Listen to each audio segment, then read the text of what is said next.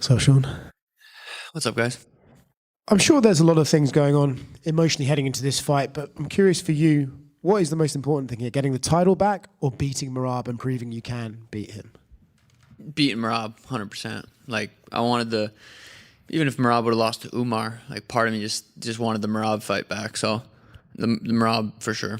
Sean O'Malley has sent a crystal clear warning message to Merab Dvalishvili ahead of their UFC 316 showdown this Saturday. The former bantamweight champion has declared beating Merab is more important than winning the title again, and trust me, there's a lot more behind this statement than you might think.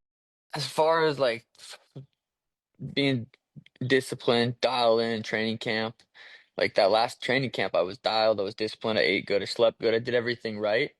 I wasn't able to do what was necessary in preparation to beat Merab, and that's, you got to be in shape to wrestle. You got to be able to grapple. You got to be able to, to win certain positions that I just wasn't able to win. And I think a lot of that was just due to the preparation. So I think, me wanting to be my higher self more so than my ego self just is more so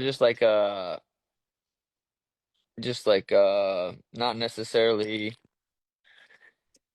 I think it'll translate into the performance. I think I'll, have a better performance, but it's more so just, live it day to day, happiness, more peace, that kind of thing, rather than, I don't think I was lacking necessarily in any areas in that last training camp.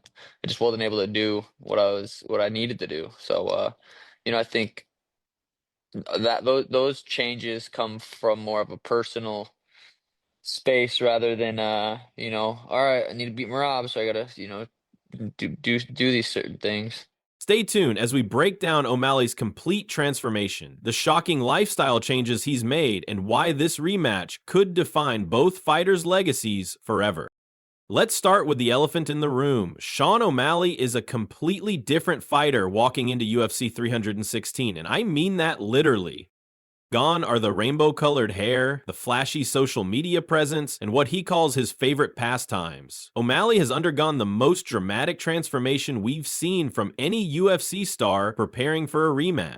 It'll mean a lot. It'll be huge. I think, especially beating Merab, beating Aljo for the belt, beating Merab for the belt. Like, those are two guys that can be considered the greatest bantamweights of all time. And if I beat both of them and take both of their belts, that puts me up there. The 30-year-old has given up marijuana, social media, and yes, even masturbation to focus entirely on reclaiming his title from Merab Dvalishvili. But perhaps the most shocking visual change? His hair. For 5 years, O'Malley's colorful hair became his trademark, from rainbow colors to the flag of Ecuador. Now, he's sporting his natural brown hair, and the reason might surprise you. My daughter hates it, O'Malley revealed. She's never seen me with natural hair. She wanted it pink, so I fed up. Getting done this week. It's done, brother. Oh, you're not? No color. We're all natural. All business. All business like it. Was that a pointed move? It was somewhat, but I was also like, man, I do not want to sit for 6, 7, 8 hours and get it done. So I saw a video recently. It takes 2 days sometimes. I mean, we break it up into 2 days. It'd be like 5 hours, 3 hours, 4 hours, 4 hours. So we break it up into 2 days, and it was not trying to sit. Yeah, you haven't been smoking as much before fights, right, or at all? I don't even think I smoked this year. This year, wow. Yeah. And speaking of things you haven't done this year, you haven't jerked off this year. Not once. You haven't gooned, as the kids say. I haven't gooned once. So this isn't just about aesthetics, folks. O'Malley has joined forces with former champions Demetrius Johnson and Israel Adesanya in his training camp. He's even simulating the fight experience, having his team play his walkout music during sparring sessions to recreate the UFC 316 atmosphere. The message is clear. This isn't the same Sean O'Malley who lost to Dvalishvili at UFC 306 in September.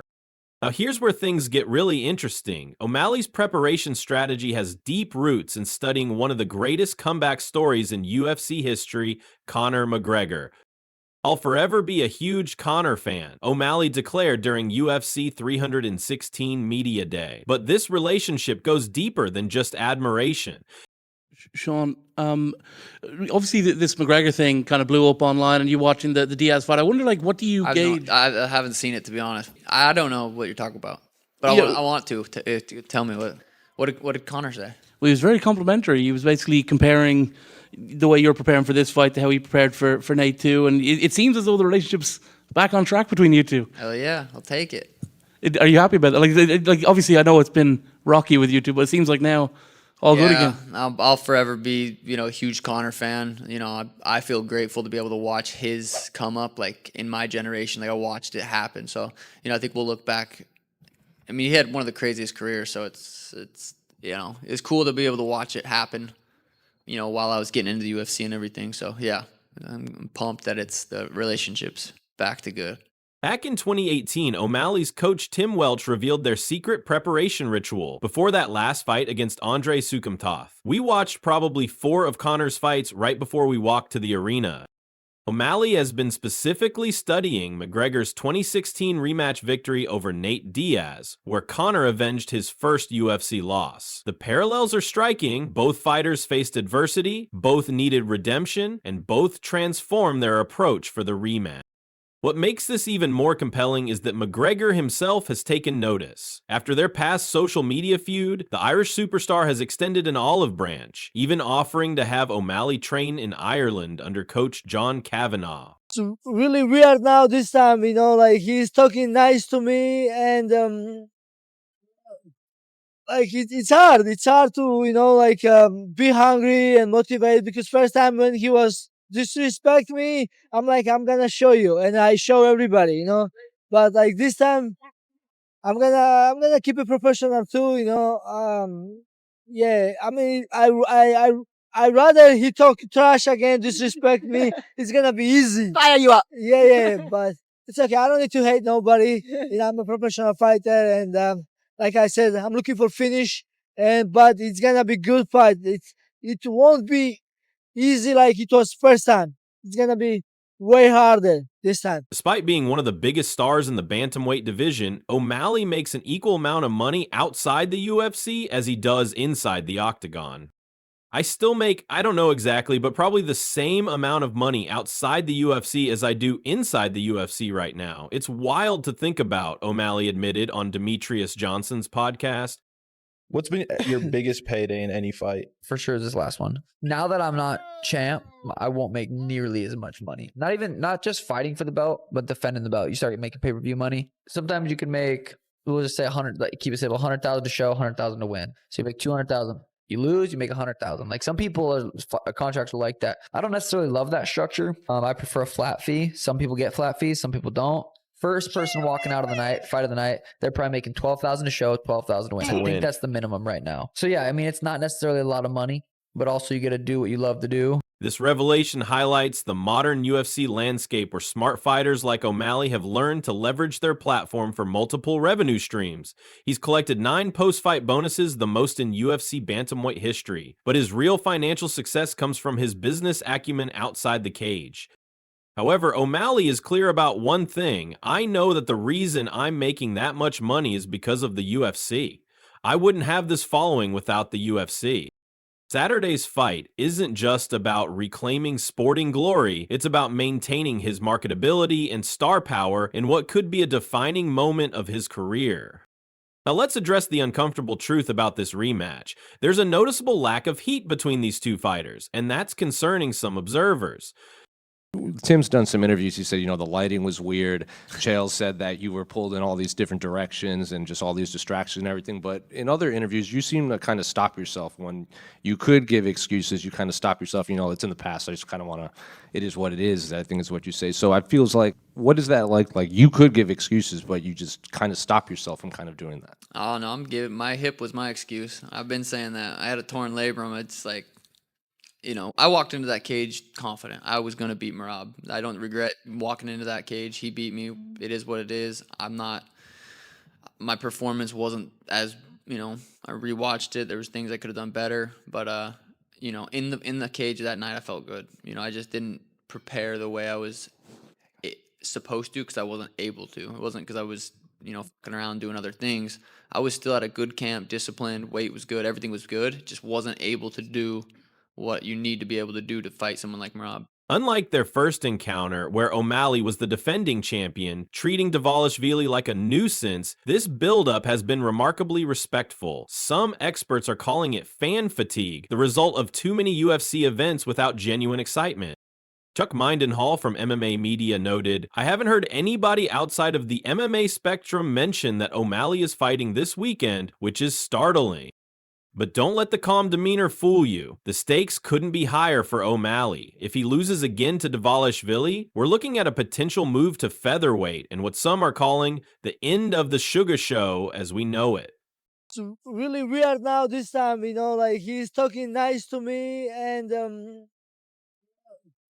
like it's hard. It's hard to, be hungry and motivate, because first time when he was disrespect me, I'm like, I'm gonna show you, and I show everybody, But like this time, I'm gonna keep it professional too, Yeah, I mean, I rather he talk trash again, disrespect me. It's gonna be easy. Fire you up. Yeah, but it's okay. I don't need to hate nobody. I'm a professional fighter, and like I said, I'm looking for finish, but it's gonna be good fight. It won't be easy like it was first time. It's gonna be way harder this time. Dvalishvili, meanwhile, has proven his dominance isn't a fluke. His recent unanimous decision victory over elite contender Umar Nurmagomedov showed he's a legitimate champion who's only getting better. The Georgian's relentless pace, continuous takedowns, and cardio advantage present the same problems that troubled O'Malley in their first meeting. The question is, has O'Malley's transformation been enough to solve the Dvalishvili puzzle? So what are the experts saying about Saturday night? ESPN's Ian Parker is backing Dvalishvili to win by decision at 170 odds, stating, "It is hard to imagine this rematch going any differently than the first fight." The betting markets agree. This is expected to be another grueling 5-round battle where Dvalishvili's pressure and wrestling could once again prove decisive. Well, boys, we did get the job done. Appreciate the support, appreciate the love. Over-promised, under-delivered. This one stings. Enjoying the family, enjoying the friends, enjoying life. We'll be back. Appreciate you guys. But UFC 316 isn't just about the men's title. The co-main event features another massive story, Julianna Peña defending her women's bantamweight title against Kayla Harrison. Harrison enters as one of the biggest betting favorites a challenger has ever been in UFC history. The Olympic judoka and former 2-time PFL champion is on a mission to add UFC gold to her impressive resume. Peña, however, has made a career of shocking the world. Just ask Amanda Nunes. If anyone can pull off another stunning upset, it's the Venezuelan fighter who's never backed down from a challenge. This double-header of title fights makes UFC 316 a must-watch event for any serious MMA fan. As we head into UFC 316 this Saturday at the Prudential Center in Newark, New Jersey, we're witnessing more than just fights. We're seeing career-defining moments. Sean O'Malley has stripped away everything that made him famous to focus on one goal, proving he belongs at the top of the bantamweight division. His warning to Merab Dvalishvili isn't just talk, it's backed by the most intensive preparation of his career.